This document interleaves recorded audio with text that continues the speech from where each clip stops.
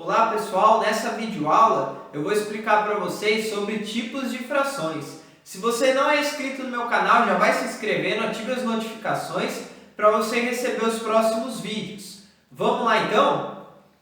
A ideia, pessoal, de fração é bem simples. É quando eu tenho um número que é chamado de numerador em cima e outro chamado de denominador embaixo.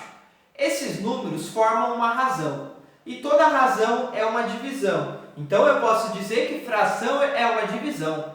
Vou apresentar para você hoje os tipos de frações.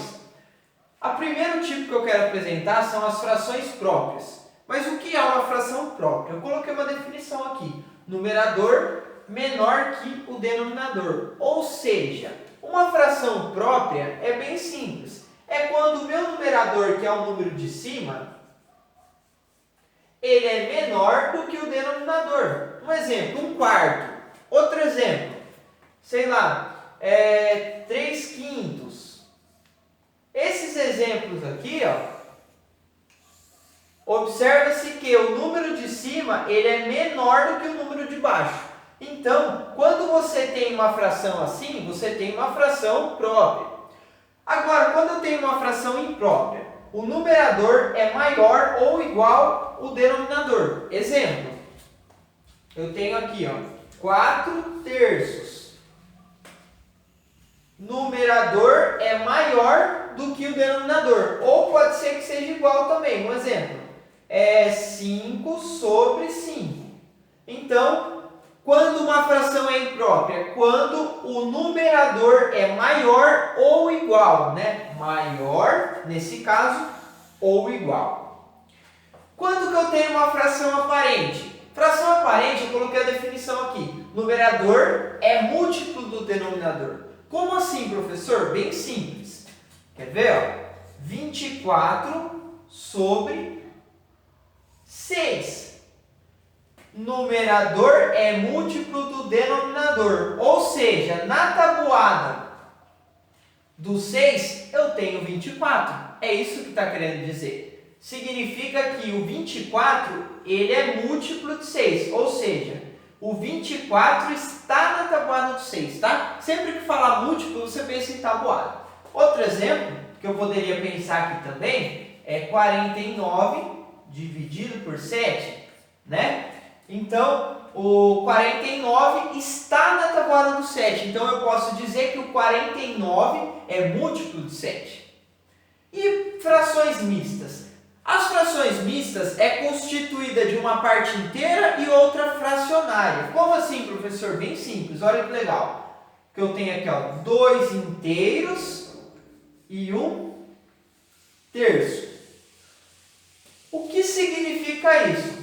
Bem simples, pessoal. É como se eu tivesse assim, Quer ver, Eu tenho duas figuras inteiras. Quer ver? Eu vou dividir em 3 aqui para nós compreendermos.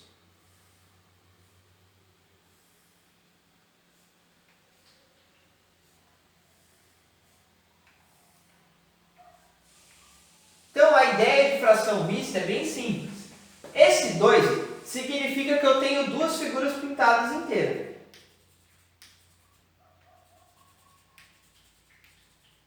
E esse 1/3 significa que a parte, ele representa a parte que está pintada, né? Não o todo. Tá bom? Então, aqui eu tenho 2 inteiros mais 1/3. Certo, pessoal? Frações compostas. Quando que eu tenho uma fração composta? A fração composta é composto de um numerador e um denominador, certo? É uma fração. Ou seja, o que eu estou querendo dizer? Tanto no numerador, quer ver? Vou colocar aqui 2/3, quanto no denominador, eu tenho uma fração. Então, frações compostas, ela pode ser dada dessa forma, ou pode ser também que venha como frações complexas, né? É outra forma de você ver isso também. E no numerador tem uma fração, e no denominador possui uma fração. Isso é a fração composta. Agora, eu quero apresentar para vocês outro tipo de fração, porque tem vários tipos, né, pessoal? Frações unitárias. Como assim, professor? O que é uma fração unitária? A fração unitária é quando você tem no seu numerador o número 1. Vamos supor 1 sobre 10. Isso é uma fração unitária porque eu tenho 1 no numerador. Outra fração, quer ver outro exemplo aqui? É 1 sobre 100. Certo? Outro exemplo é 1 sobre 15. Certo? Isso é chamado de fração unitária. Certo? Significa que eu estou considerando uma parte do meu todo. Por eu considerar uma parte do meu todo, eu chamo de fração unitária. Frações decimais. O que é, professor? Vamos lá. Apresentam potências de 10 no denominador. Como assim? Bem simples, pessoal. Quer ver? Ó? Vamos supor, vou colocar um caso aqui. Ó. 3 décimos. Certo? Outro exemplo. 5 centésimos. Outro exemplo. 1 milésimo. Se você observar, olha que legal. Por que possui no denominador potências de base 10? Olha que legal. 10 elevado a 1 é 10. Então, aqui eu tenho o denominador 10.